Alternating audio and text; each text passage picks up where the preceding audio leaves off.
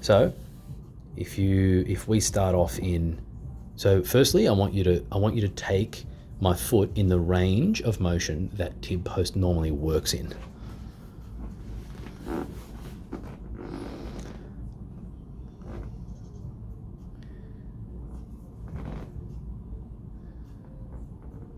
Yep. Full range. Yep. And does it also have some plantar flexion in there? Mm-hmm. So the finish point will be, where would maximum contraction of tib post be? And plantar flexion? There we go, right in there. Did you want to say that again? Where you're on? No. So that's the starting point, and where would full length of tib post be? And dorsiflexion. There's my finish point. Yeah. So you want to figure out at which point it starts, its contraction is able to start, Mm-hmm. at which point is its maximum contraction, and at which point it ends. Okay. So you want to resist me? Yeah. You don't have to be sidelined for this. We're all good here. Yeah. Okay. Yeah, just think about, that's it. Cool. Put more of your contacts Mm-hmm. under my foot so that I can, so as in like, Swap yeah, hands. like that. That's it. Yeah. And I'm going to resist, or you're going to resist me. Yeah.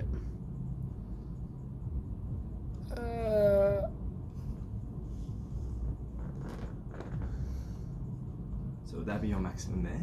I think so. Yeah. I don't know. Does that work? Is it working where tib post is? Yeah. Yeah. Like this, sorry, mate. So you, So I'm going to take you through. Yep. sure is. That's working. That's good. Now go sort of like, just incrementally move the foot through the range of motion from shortest to longest position of tib post, and just resist per bit that you go. Okay. So on there. So this is its shortest. Yeah.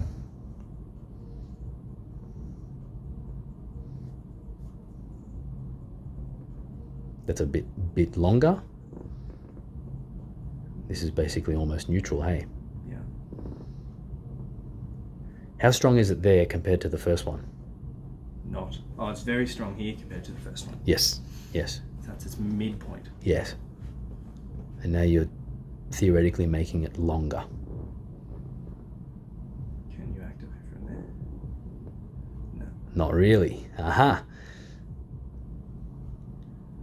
Can you activate from there? Yeah. Tib end comes on. Yeah. So I've got a strategy for that. Okay. But if I start you here and we slowly make our way over, so go good. That's on. Yep. And just go there, yep. On. And just a little bit. On. And a little bit more. On. Can you go on?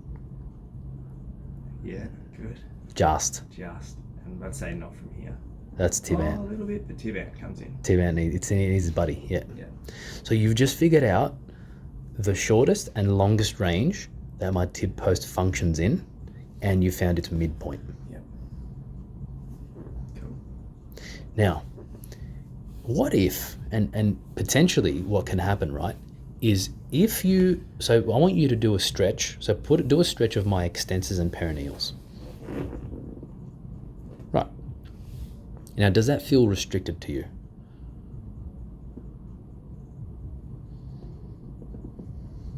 There's a bit of tension. Yep. Yeah. Now, I'm feeling it there. I'm feeling it mainly through my extensor digitorum brevis. Yeah. Yeah. So I'm feeling it down there. Mm-hmm. Now, do you think the passive length tension relationship of the extensors and perineals might affect the starting point from my tib post? Absolutely. Right. Now here's the question.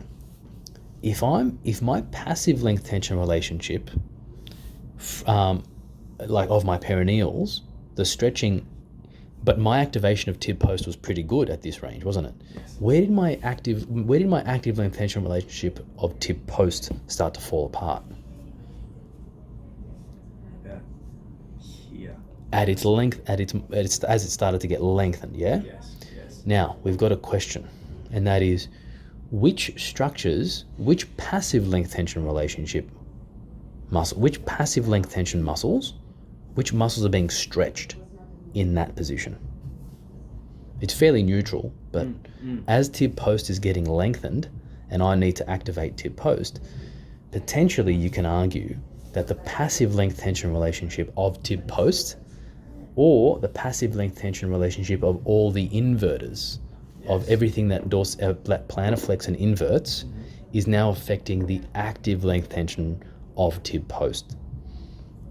So you could argue that tightness in here, tightness in through tib post, tightness in through the medial longitudinal arch, especially like flexors digitorum brevis, quad plantae, whatever other muscles, are now affecting my ability to activate tib post, and it needs to use tib ant, a different strategy. So it's using a synergist at that point in order to create activation of tib post. So which other muscles could you test now in terms of their passive length tension to see which ones are tight? Gastroc. Perfect. So let's stretch gastroc and see whether I've actually got any range in there. Ouch. Tight. Yeah. Would you feel any flexes? 100%. Do we need to bend your knee? If we were to do that, for example? Yeah.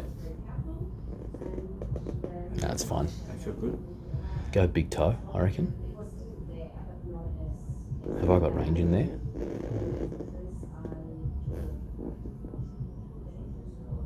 Pretty harsh end range, mate. Yeah, I think I've been getting pain in my big toe, but anyway. Just. Yes. That is restricted though.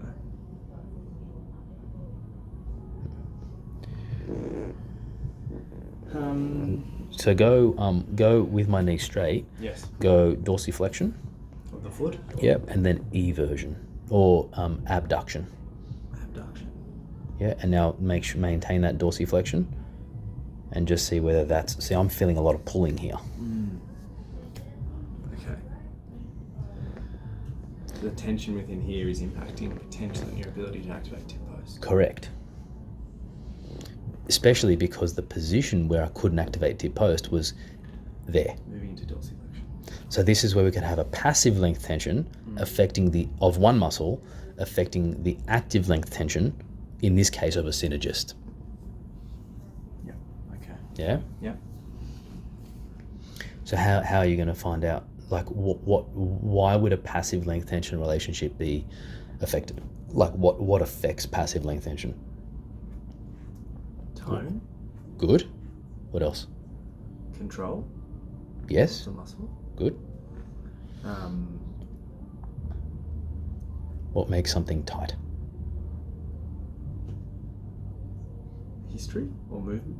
Yeah. Or What can happen to the fascia?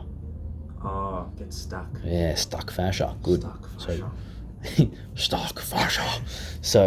So then feeling the fascia through here and figuring out whether there's any opportunities to mobilize this area, and once you do, seeing whether or not you can improve the active length tension of tib post. Right. Cool. Does that make sense? Yeah. Shall we do it? Yeah. Can we Roll the jeans up? Yeah. Yeah. Do you want me to do it for you? So here we have this this enlarged pipe cleaner. Baby cow. Alright. Now when you're checking for any fascial stuff, do you try and get a little bit of taut through that muscle, or you're just going for feel through Depends. You can do that however you want. Okay.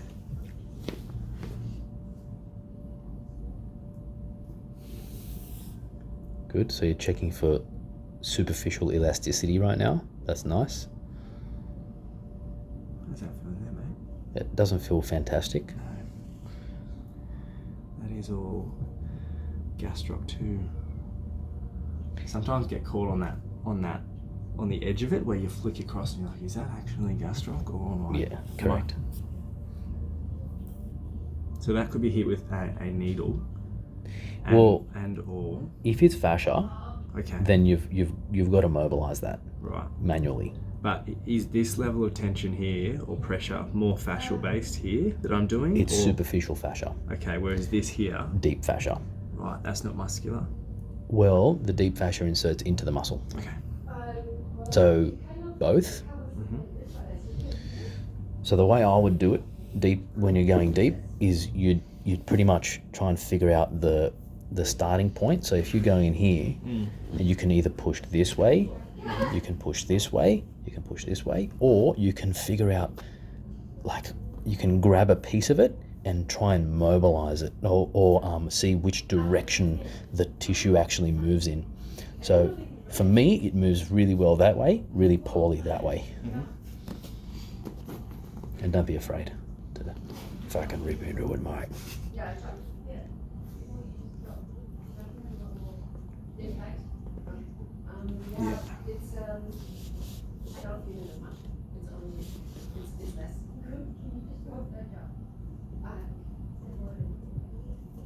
Definitely in there, isn't it? Yep. So which direction is it going in? It doesn't seem to want to go that way. Okay. So what I want you to do is take the pressure at the level where you feel the most tension, and then push in the direction that it's not going into. And we'll go a bit harder, and we're gonna hold that. Now, why are we doing this? mRNA, messenger RNA, actual protein is synthesized to encode direction of stretch in the fascia. Okay. Based on the way that I'm moving it. Right. So what it's telling me is, what this has told me is that I don't tend to want to move that way. Right. Which tells me which way I'm going to move is that way. Right? Well, you could argue that. So sustaining directional tension allows for a period of time, 2 minutes. Allows for encoding of new direction of stretch. And what that will allow me to do is change the passive length-tension relationship, which may affect the active length-tension relationship of its synergist, the tib post. Does that make sense? Yeah, definitely. Beautiful. Oh, that's good stuff. Yeah, keep going. That's good. So then we would work to try and, would we activate tib post or would we retrain this gastroc? To lengthen. Yes, to lengthen. Or you could argue both. Okay. Because we didn't test the active length tension of the medial gastroc. Yeah, true. So technically all we tested was passive length tension. And if all we tested was passive length tension, then that's all we should be testing. Yep. And yeah, all we're really doing is correlating. We're correlating the yeah, that's painful. It's good. Too much. Nah. We're correlating cause and effect, really. That's all. And it may be the cause and effect for this reason, and there could be 1,000 other reasons why it got better. But we know that if it doesn't get better, we can say with fair amount of confidence that increasing the passive length tension of medial gastroc did not affect the active length tension of tib post. Yep. But if it did affect the active, we can say that it may have contributed towards.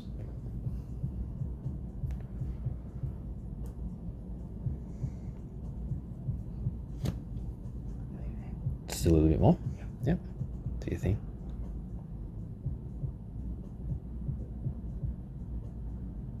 Doesn't feel as bad there though, that's good.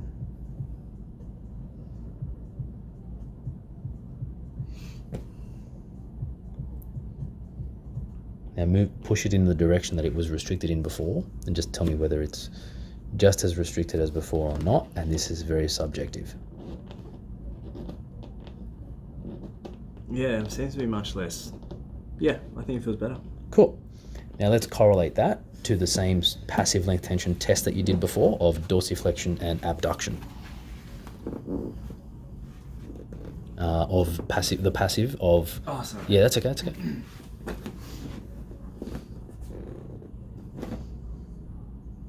Yeah, I'm not feeling anything there now. Good. Yep. And then we retest. Yep. Alrighty, on you go, my friend. Good. Yep. Good. Again. Yep. Good.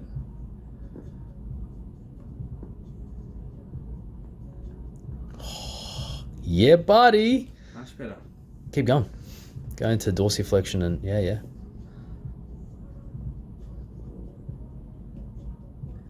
And I'm not using Tibet.